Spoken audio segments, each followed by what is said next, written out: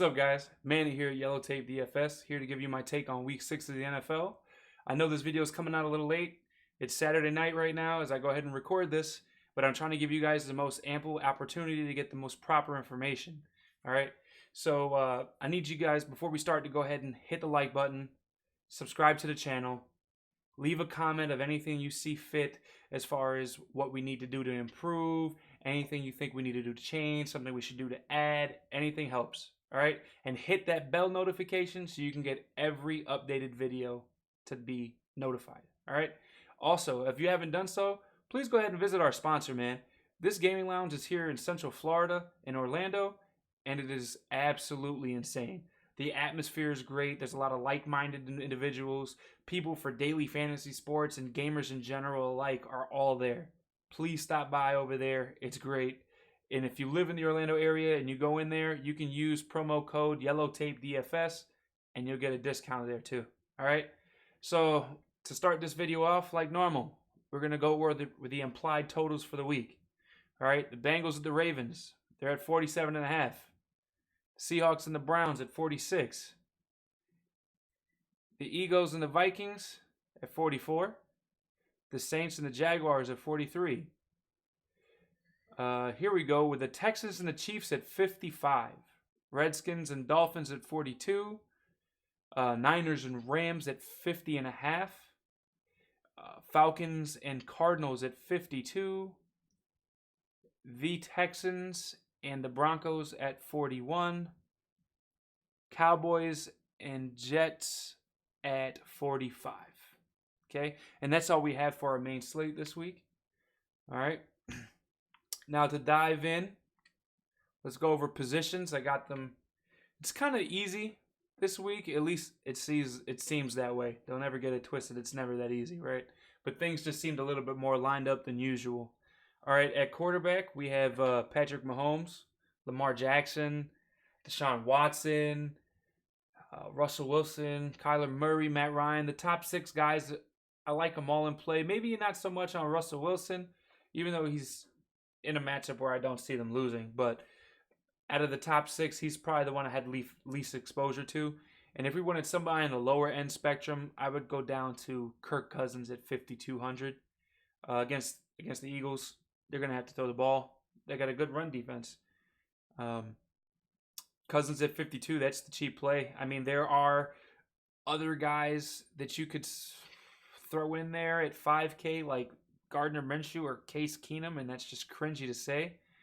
But if you need the cheaper route, I'm sure Cousins is just $200 cheaper and probably an easier fit.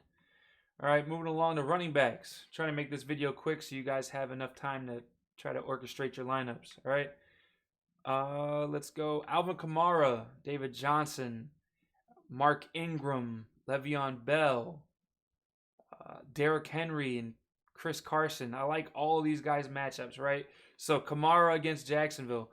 They're playing against Jacksonville. Do you feel like they're going to lose this game? No. So what does that command? A more running presence to run down the clock because you're up by a lot, right? So Kamara's in a great spot, right? But there's a questionable tag, so you got to pay attention.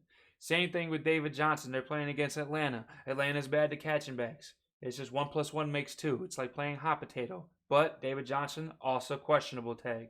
So that's nuts. Got to keep a lookout for these injury updates, all right? Mark Ingram, he's playing against Cincinnati. Baller spot, right? No questionable tag. This guy seems clear-cut easy. On the flip side, though, the last 2 weeks in a row, the RB2 has also been on fire against Cincinnati. So sprinkle a little bit of Gus Edwards in there, all right? Le'Veon Bell, I'm not saying his O-line's great like the last team that played them, the Packers, right? But I will say the Dallas's defense is terrible against the run. So he has an opportune moment to shine here, okay? It's not very often that the Jet player. The Broncos, all right, they struggle against the run. Henry's a monster of a back. I just love the spot. He's at 6,100. Chris Carson, I don't see them trailing this game. And when you're ahead in the game against Cleveland, when you're ahead in the game, you probably run the ball, right?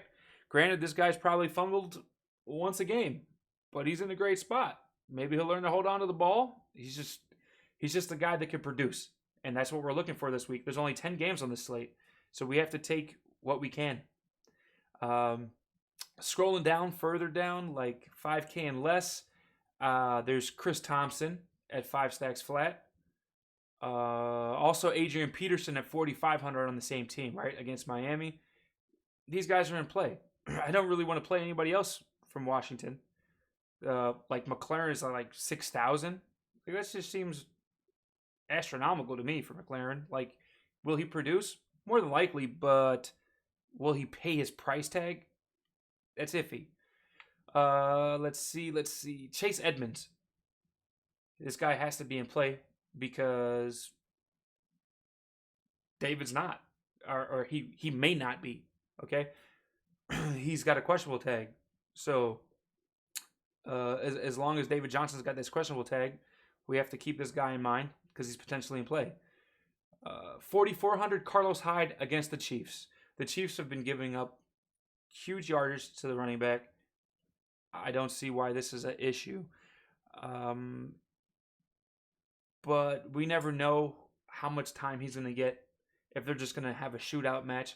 But I think he's worth having a couple guys in there, like running a couple lines of Carlos Hyde. Gurley was ruled out, so Brown is like a play that you could play because he's going to be on a large percentage of the snaps. But I don't want to play a running back against San Francisco. But just in case you do, Brown's there. He's going to get the bulk load of the work. I already touched on Gus Edwards, who's 3,900. And then the other guy, who is even lower, Latavius Murray, should also be in play, provided that Kamara is out, because he has that questionable tag. All right, so key news injuries to pay attention to. I understand I'm kind of like slowing down here. It's just trying to reprocess as I'm getting all this information in my head and I'm reformulating everything. Moving along to receivers. All right, so at the top of the list, you have guys Julio Jones against Arizona, Michael Thomas against Jacksonville, DeAndre Hopkins against Kansas City, Cooper Kupp against San Francisco. Like, all those top guys, those are in play, like every which week. Tyreek Hill, another guy with a questionable tag against Houston. Smash spot for him because he can spread the field like no other, right? Nobody's catching this guy, but we don't know if he's playing, right? So if he's not playing, what are we doing? Well, we could pivot to Hardman or Pringle. Like, those guys are great options, but we just don't know. Moving further down, I would have exposure to all of them and keep up to date on news, obviously. Moving further down, Larry Fitzgerald has to be in play. He's just a huge target share guy in the game alongside of Kirk. We don't know if Kirk is playing. Once again, another guy with a questionable tag. Insane. Okay, but it's also Breast Cancer Month, and we know Larry likes to do everything for all sorts of charitable organizations, and this is one of them that he touches on. So, Fitz, you can't get a better matchup than this, my friend. He's in play, 6,100. All right. Fuller, he's at 6,000. He's priced up. He's playing against Kansas City, so he's still in play, but I don't know how much shares of Fuller I will have. But I will have some. Like I said, McLaren at 6,000 is rough. No more than 10% ownership, guys. And that's if you're doing any amount of lineups, whether it's 20 or 150, right? No more than 10% ownership. Stephon Diggs. Okay, this guy is one of my core 4 picks for you today. Stephon Diggs. Love this guy. I love the spot he's in. The Eagles struggle to the guy who spreads the field. This is finally Diggs' turn to shine. Give the squeaky wheel the oil. All right. Calvin Ridley can be in play. They're against Arizona. This is it's going to be a back and forth game. They both should be scoring a lot. Moving further down, I already touched on Hardman. He's at 5,300. It's a little pricey. We'll see. I already touched on Christian Kirk. Questionable tag. He's at 52. If he's playing, man, this guy, if he's playing, he's going to be in at least 50% of my lineups. D.D. Westbrook, another one of my core 4 picks for you for today. Okay, this guy is in a monster spot. That's 2 of my core 4. I'll go over them at the end. This guy's in a monster spot. against New Orleans. He's going to have to be the one to help them try to stay in the game. Like if Breeze was here, there'd be no option to stay in the game. But with Bridgewater there, they still have like a fraction of a chance, you know. Moving further down, you have Sanu. So if you are registering lineups with Christian Kirk, and because you feel like he's going to play, but because they are the 4 and change game rather than the 1 o'clock game, and they decide to rule him out, Sanu could be a great pivot for the same game, and he costs a little bit less on the price. Okay, so it's a great pivot if you guys are deciding to run Kirk like I am. It's somebody who's going to get target share in a high-scoring game. Just something to look into. Let's see. Devontae Parker and Preston Williams. They're at $4,200 and $4,100. These are the guys that I see on Miami doing something, where I see the guys that are running backs doing something for Washington. In Miami, it's the opposite. Starting with Parker, that guy spreads the field. We know Washington suffers against that. Even with week 1 when they had Deshaun Jackson against them, that guy took off, okay? Parker's the same type of receiver. At the same time, Preston Williams and Rosen, they have a connection already. They've been teammates forever from childhood. They already have it. They're locked. They're synced. They get a good target share together. Either one of these guys are fine. Okay, I don't know about playing both. That's crazy. I don't want too much exposure to the game in general, but these guys are in play. Let's see. Going to tight ends. Tight end list is pretty small as well. I have at the top of my list Austin Hooper. Obviously, you're going against the worst team against tight ends in the Arizona Cardinals. If we go down a little bit to 4,800, Mark Andrews is great against the Bengals. Don't know exactly how to say anything about this guy bad. He's Jackson's end zone target. I can't talk bad about this guy.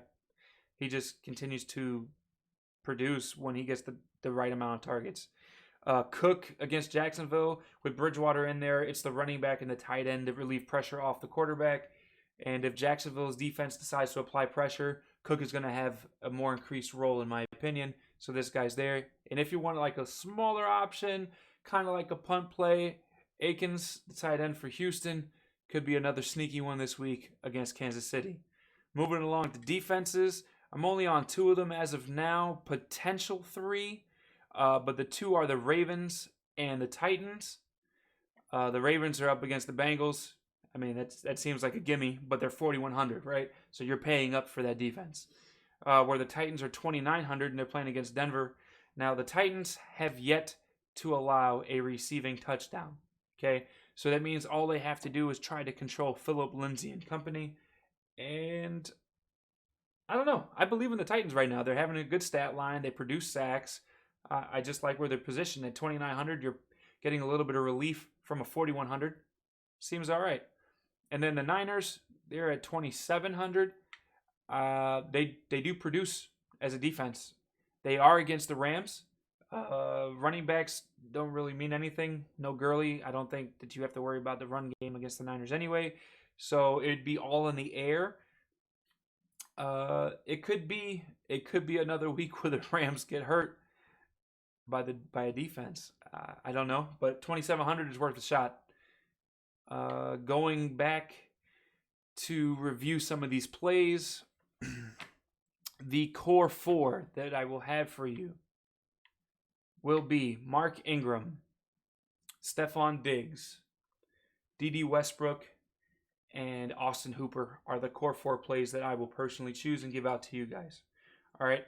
I hope this is very helpful for you guys. I know this is kind of last minute. I fumbled around on a little bit of stuff in this video, but I'm trying to crunch everything in my brain at the same time. I hope you get there. I hope you see this video. I hope you get in the green. Let's make this money. All right, guys.